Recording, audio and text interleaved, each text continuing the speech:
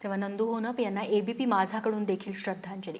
यानंतर वळूयात पुढच्या बातमीकडे। बातमी साताऱ्यात मोठ्या उत्साहात हिल ऑफ मॅरेथॉन पार पडलेली आहे। ललिता बाबरच्या हस्ते झेंडा दाखवून या मॅरेथॉनला सकाळी सुरुवात झाली। सकाळी 6 वाजता सुरू झालेल्या या स्पर्धेत तब्बल 7000 स्पर्धकांनी मॅरेथॉनमध्ये सहभाग नोंदवला। 21 किलोमीटर, 10 किलोमीटर आणि 5 किलोमीटर अशा 3 विभागात ही स्पर्धा आयोजित करण्यात आली होती।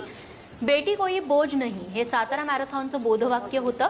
म्हणून अनेक जण आपल्या चिमुकलींना खांद्यावरती घेऊन या मॅरेथॉन स्पर्धेत सहभागी झाले। विशेष म्हणजे गेल्या वर्षी साताऱ्याच्या मॅरेथॉनची गिनीज बुकात नोंद झाली होती।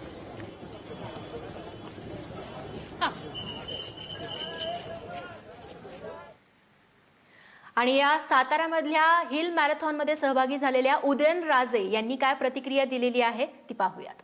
काय सांगाल तुम्ही या स्पर्धेवर? हे सातारा हिल मॅरेथॉनचे 5वं कन्झिक्युटिव्ह इयर आहे आणि पहिल्या वर्षापासून मी या मॅरेथॉनला उपस्थित आहे। खऱ्या अर्थाने पहिल्या वर्षानंतर दुसरं वर्ष, तिसरं वर्ष, चौथं आणि आता 5वं वर्ष आहे। प्रत्येक वर्ष लोकांच्या मध्ये जो हेल्थ अवेअरनेस आहे तो ह्या मॅरेथॉनच्यामुळं वाढलेला पाहायला मिळतो।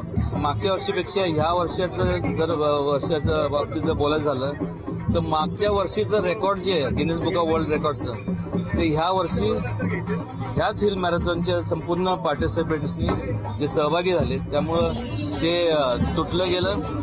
ट्रॅक मोठा करण्याच्या अनुषंगानं आपण काय प्रयत्नशील आहात का? तो भविष्यात सातारकरांसाठी उपयोगी पडेल, कारण का साताऱ्यातले जवळपास 1600 लोक सहभागी झाले। निश्चितपणे आता मागं आम्ही प्रपोजल दिलेत नितीन गडकरींना, म्हणजे हा संपूर्ण टुरिझम बेल्ट जो आहे म्हणजे टुरिझम खात्यातनं आणि तुमचे जे national highway authority of India किंवा हे जे रोड म्हणजे इन्फ्रास्ट्रक्चरचे त्यांना मी एवढंच सांगितलं होतं, म्हणजे एक प्रपोज दिला आम्ही की सुरूरवरनं जो रस्ता महाबळेश्वरला पर्यंत जातो तो वाईड केला पाहिजे, कारण की आता पर्यटक वाढायला लागले, त्याच्यामुळं रोजगार उपलब्ध होईल। त्याच्यामुळं ह्या भागातल्या संपूर्ण त्या डोंगरी भागातले लोक जे निसर्गाच्या कुशीत राहतात पण मात्र त्यांचं जीवनमान जर पाहिलं तर तिथं कसं त्यांना खर्चायचं असतं, त्यामुळे त्यांना सुद्धा मोठ्या प्रमाणात रोजगार मिळेल अशी एक भूमिका मांडली। त्याचा पाठपुरावा मी करतोय आणि लवकरच यश मिळेल।